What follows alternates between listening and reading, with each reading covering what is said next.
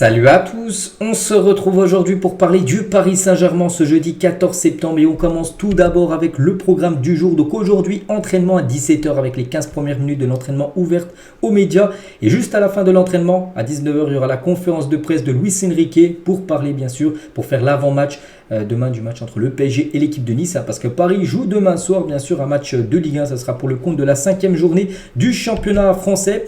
Et concernant ça, c'était l'entraînement hier, donc les joueurs de l'équipe de France qui sont rentrés très tôt ce matin, donc c'était hier matin, après leur match international contre l'Allemagne qui s'était joué mardi soir, donc sont déjà présents à l'entraînement. Donc ils étaient présents hier, les joueurs de l'équipe de France, soit Mbappé, Colomboigny ou même Lucas Hernandez ou même Dembélé, c'était présent hier à 17h pour l'entraînement, donc pas de repos direct au travail pour le PSG sous Luis Enrique. Donc ils avaient l'entraînement hier et bien sûr aujourd'hui également à 17h pour les joueurs de l'équipe de France ou même les autres joueurs qui étaient en sélection comme Donnarumma ou même Marquinhos.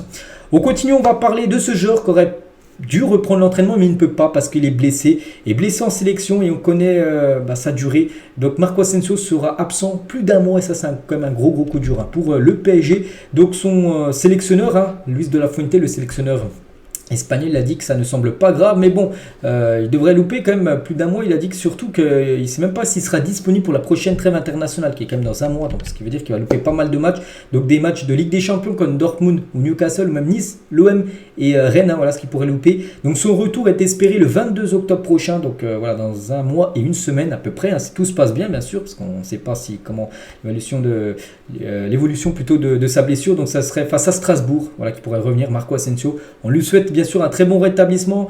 N'oubliez pas qu'il a été plutôt bon, on se souvient de son gros match contre l'équipe de Lyon, il avait été buteur et passeur D. Il avait marqué aussi un but contre Lens, le premier but au Parc cette saison en Ligue 1. Donc voilà, on lui souhaite bon rétablissement à Marco Asensio. Concernant Kylian Mbappé qui n'a pas joué contre l'équipe allemande avant-hier avec l'équipe de France, donc aucune inquiétude concernant la présence de Mbappé face à Dortmund parce que Deschamps n'avait pas fait jouer parce qu'il a dit qu'il était blessé. Il n'y a pas de souci. Mardi prochain, il sera bien sûr présent pour le match contre Dortmund et il pourrait même être présent pour affronter Nice demain, Kylian Mbappé, surtout qu'il n'a pas joué contre l'Allemagne. Son dernier match remonte à jeudi dernier, c'était il y a une semaine, jour pour jour, contre l'Irlande. C'est pour ça que c'est totalement jouable qu'il joue demain contre l'équipe et devrait même commencer titulaire, ce qu'on espère. On va parler maintenant, bien évidemment, de Marco Verratti. Pour moi, c'est une légende, on parlera après. Pour vous, c'est une légende ou non. Bref, donc ce joueur, et c'est officiel, on le savait, de toute façon, qu'il allait quitter le PSG. Mais voilà, on l'a appris hier, je sais pas aux alentours de quelle heure, peut-être 17-18 heures. On a vu le communiqué officiel de la part du PSG dire que Verratti, c'est fini. Il quitte le Paris Saint-Germain, direction le Qatar. Donc Verratti quitte officiellement le PSG pour Al Arabi. Donc il est arrivé à Paris il y a 11 ans. C'est vrai qu'il est arrivé en 2012 pour seulement 13 millions, enfin c'est déjà pas mal, 13 millions de dollars, voilà, à peu près 13 millions d'euros, voilà, pour comparer. Et donc il est revendu à peu près aux alentours des 50 millions d'euros, donc il est revendu 3 fois plus cher. Donc voilà, c'est bien sûr une très belle rentrée d'argent bien sûr pour le club. Donc voilà, Verratti lors de sa présentation il y a 11 ans, avec Nasser bien sûr, 11 ans plus tôt, ils étaient beaucoup plus jeunes les deux. Donc voilà quelques photos du genre Marco Verratti lors de son séjour du côté du Paris Saint-Germain. Et du coup il rejoint cette équipe de Al Arabi, je l'ai dit, un montant du transfert 50 millions d'euros, il aura le numéro 7 maintenant dans le dos. Donc déjà on lui souhaite très bonne chance dans la suite de sa carrière. Pour ce joueur, bien sûr, qui a marqué, il y en a qui l'aiment pas, il y en a qui l'apprécient. Moi, je suis de la partie où j'apprécie énormément, bien sûr, ce joueur, Marco Verratti, mais je pense qu'il fallait peut-être, bien sûr, se séparer de ce joueur. Après, je pense pas autant brutalement de l'avoir écarté tout ça du groupe lors des derniers matchs. Je pense que ça aurait pu mieux se faire à son départ. Bon, bref, le PSG a géré le départ comme il voulait, bien évidemment. Et du coup, on va revenir sur tout ce qu'il a fait au Paris Saint-Germain, Marco Verratti. Donc, plus de 416 matchs en 11 saisons. Je ne sais pas si vous vous rendez compte, il en a loupé beaucoup aussi, parce qu'il a été pas mal de fois blessé. Mais quand même, 416 matchs, c'est énorme. 295 victoires sur ces 416 matchs. 30 titres, et dont 9 titres de champion de France. Il y a aussi 6 coupes de France, 6 coupes de la Ligue et 9 trophées des champions. Il a marqué 11 buts. Après, bon, c'était pas un joueur réputé pour marquer, c'est pas ce qu'on lui demandait de toute façon, c'était d'être le joueur aimant la plaque tournante au milieu de terrain. 71 passes D, 136 cartons jaunes, c'est que c'était un joueur qui parlait souvent, qui s'embrouillait souvent avec les arbitres et du coup pas mal de jaunes. Et n'oubliez pas que c'est le joueur le plus titré de l'histoire du PSG, le joueur le plus titré de l'histoire de la Ligue 1. Donc voilà, des autres stats sur Verratti. Donc le deuxième joueur avec le plus de matchs joués, à 416 le pire jeu qui est le premier à 435. En gros, il aurait joué encore 20 matchs à peu près. Il serait devenu le joueur le plus capé, on va dire, du côté du PSG. Donc Marquinhos juste derrière. Marquinhos, il y a moins qui dépasse dans quelques semaines. Déjà Verratti, peut-être pourquoi pas aller chercher le record de Pinochet à la fin de la saison. Nombre de victoires, Verratti, c'est 295. Bon, son record là va être dépassé très prochainement par Marquinhos qui a une victoire en moins. Donc voilà, s'il gagne 2 prochains matchs, Marquinhos passera devant Verratti. Et nombre de titres, donc 30 titres, c'est le joueur bien sûr du PSG à remporter le plus de trophées, on va dire, du côté du club. Donc voilà, quand même, il a marqué bien sûr une époque du côté de Paris. Et voilà, cette question, parce que je sais que c'est une question, il y en a qui disent oui, il y en a qui disent non. Donc moi, je vous l'ai dit les derniers jours là, je vous le redire aujourd'hui. Donc déjà la question c'est quoi? C'est est-il une légende du club de la capitale après 11 ans passe au PSG avec tout ce que je vous ai montré? Il y en a qui disent non. Moi je dis oui les gars. Je dis pourquoi? Voilà, déjà avec tous les trophées remportés, déjà voilà, quand tu es le joueur le plus titré de l'histoire d'un club, pour moi déjà tu peux être mis en tant que légende. Il a apporté beaucoup, il a joué 2 fois, enfin c'est le deuxième à avoir disputé le plus de matchs. Tout ça, c'est vrai que les derniers matchs ont été compliqués. Saison dernière, surtout en Ligue des Champions contre le Bayern, où il est passé complètement à côté du match retour où les 2 buts encaissés, c'est 2 boulettes de sa part. Mais il faut pas oublier, il ne faut pas juste retenir ce match contre le Bayern l'année dernière. Il faut se souvenir aussi de tout ce qu'il a pu apporter les années précédentes. Donc pour moi, oui, c'est une légende. Et bon, il y en a plein après qui ne le considèrent pas comme une légende du PSG, Marco Verratti.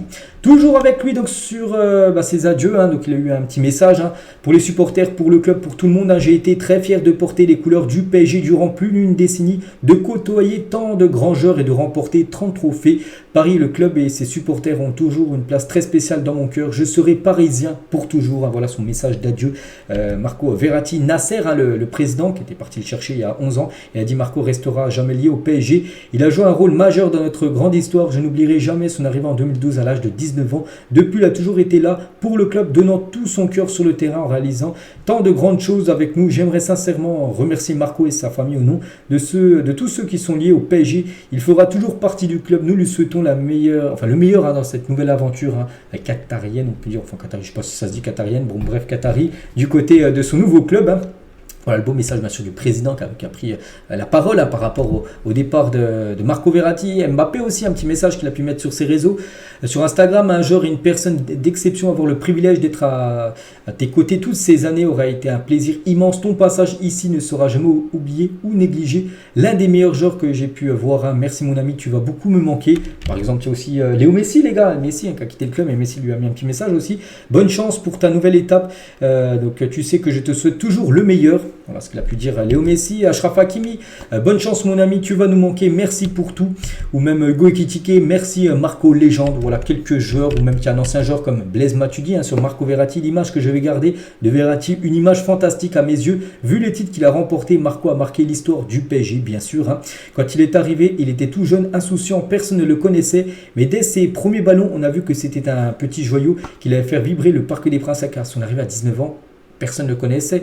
C'est qui ce Verratti qui signe au Paris Saint-Germain, qui vient de se faire racheter le PSG par QSI. Et du coup, dès à l'entraînement, dès que ses coéquipiers l'ont vu jouer, toucher, enfin les premières touches de ballon, tu vois déjà c'est un joueur, s'il a quelque chose ou pas. Ils ont tous vu bien sûr qu'il avait quelque chose, et ça s'est révélé bien sûr les années qu'on suivit.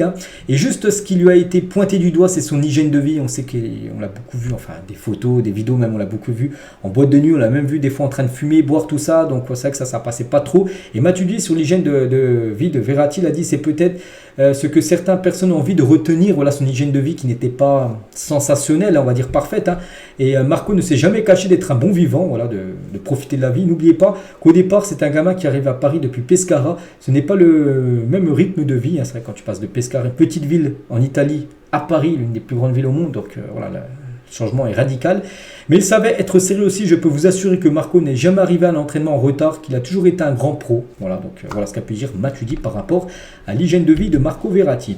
Et du coup, vu que demain il y a un match, est-ce qu'il y aura quelque chose sur Verratti? Donc le PSG, d'après l'équipe, travaillait ces dernières heures sur la meilleure façon de rendre hommage à Verratti. La présence au match de Nasser était une condition à la tenue de cet hommage. Aux dernières nouvelles, au sauf changement, le président parisien a bien prévu d'être là demain soir. Donc voilà, s'il est présent là, Nasser, c'est-à-dire qu'il y aura certainement, j'espère qu'il y aura quelque chose, ce serait honteux, voilà, il faut prendre ce mot-là, honteux si le PSG fait rien par rapport au départ de Marco Verratti. Donc demain, avant ou après le match, pour l'instant on ne sait pas, on saura certainement beaucoup plus au fil de la journée, il y aura un truc par rapport à Marco Verratti. Il y aura aussi un hommage aussi par rapport à la tragédie au Maroc en raison du tremblement de terre qui a fait plus de 3000 morts, et aussi à la Libye, les gars, victimes de graves inondations, pour être, enfin un hommage pour être, concernant ces deux tragédies, pour être organisé par le PSG en marge aussi du match de demain. Peut-être une minute de silence bien sûr avant la rencontre. Donc voilà, il y aura pas mal de choses à dire bien sûr demain concernant ce match. On continue, bien sûr, il n'y a pas que Verratti, les gars. Bon, Verratti, c'est officiel. Il y a aussi lui, les gars, Edouard Michu, jeune joueur, qui a été prêté à Sunderland et il va être prêté avec option d'achat à Adana Demirspor, parce que le championnat, enfin, les clubs turcs peuvent toujours recruter et il devrait partir du côté de la Turquie, le jeune Edouard Michu, qui n'est pas du tout dans les plans de Luis Enrique. Et concernant Hugo Ekitike, qui n'a pas voulu quitter le PSG sur ce mercato. Donc le PSG pourrait concevoir à laisser partir le jeune Parisien cet hiver si une offre de prêt payant avec option d'achat venait de Première Ligue. Donc là il restera jusqu'à janvier prochain. Je pense que son temps de jeu, c'est très compliqué de le faire jouer, à part si vraiment il y a pas mal de blessés, ce qu'on n'espère pas bien évidemment, mais bon, vu qu'il y a Gonzalo Ramos, il y a Randal Colomwani en 9, je pense que les deux sont meilleurs que Hugo Ekitike, donc ça sent mauvais pour lui son temps de jeu. Bref, il pourrait quitter le club en prêt avec option d'achat et peut-être en Première Ligue en janvier prochain. Et du coup, le PSG avec tous ses départs, avec celui de, on revient sur Verratti, donc le PSG a beaucoup dépensé, mais aussi bien dégraissé cet été avec Neymar, 90 millions d'euros vendus. Verratti 45, n'oubliez pas que Verratti, ce que j'ai oublié de dire, enfin 45 ou 50, on ne sait pas, je crois que ça va être 50 avec les bonus. Donc c'est le deuxième la plus grosse vente de l'histoire du PSG, après Neymar premier. Avant il y avait Gonzalo Guedes qui était à 40, qui avait été vendu à l'époque à Valence. Maintenant Verratti à la deuxième position. Il y a Diallo aussi, Butchabu, Icardi, Wijnaldum, Paredes et Messi, Ramos, des gros salaires qui ont quitté le club. Donc voilà, le PSG a bien vendu et surtout allégé énormément sa masse salariale, parce que l'équipe, souvent le journal L'équipe, ils envoient chaque année les salaires, les masses salariales de chaque club. À chaque fois le PSG c'était des masses salariales énormes, avec les départs de Neymar, de Messi, de Sergio Ramos, de Marco Verratti, 4 quasiment des 8 plus gros salaires du club la saison dernière. Donc bien sûr la masse salariale va être largement allégée. On va parler de Manuel Ugarte, est nommé au trophée UNFP du meilleur joueur du mois d'août, et ça fait plaisir. Donc on a le choix entre lui, Minamino, donc un attaquant de Monaco, et l'attaquant Altamari, l'attaquant de Montpellier. Mais Ugarte, lui, c'est les autres ont marqué des buts, alors que Ugarte n'a pas marqué, mais il a été tellement bon bien sûr, donc il est parmi les trois. Donc en espérant que ça soit lui, même si on sait souvent c'est les joueurs qui marquent des buts qui sont récompensés dans ce genre du mois. Et toujours avec Ugarte, on peut voir qu'il a échangé son maillot avec Moïse Caicedo, un nouveau joueur de Chelsea, parce qu'il y avait Uruguay contre l'Équateur là il y a quelques jours en sélection. Bon, voilà, c'est la photo qu'il a pu mettre sur son compte Instagram. Et on finit les gars cet épisode, parce qu'on arrive sur la fin. Les 100 meilleurs joueurs de l'histoire selon le média GDC. Il y a pas mal de joueurs qu'on passe au PSG qui sont toujours du côté de Paris. Donc voilà cette liste. Donc le premier, les gars, Léo Messi, il a joué bien sûr au PSG, il est dedans. Il y a qui d'autre qui a joué au Paris Saint-Germain que je cherche? Buffon, Buffon le gardien à la 15e position, il a gaulé bien sûr à Paris. Di Maria 17e, il a été au PSG. Ronaldinho 21e, il a été au PSG. Concernant Mbappé, joueur en activité 86e, Kylian Mbappé pour l'instant. Donc voilà, concernant ce top 100 des plus grands joueurs de l'histoire d'après le média GDC. Et on finit avec ça, j'espère que ça vous a plu. On se retrouve demain. Donc demain, pas mal de choses à dire, elle sortira un peu plus tôt demain la vidéo. Pourquoi? Parce qu'on fera la conférence de presse de Luis Enrique qui sort ce soir à 19h, et aussi les compos probables pour le match demain soir contre l'équipe de Nice. Allez, moi je vous souhaite un bon jeudi et à demain.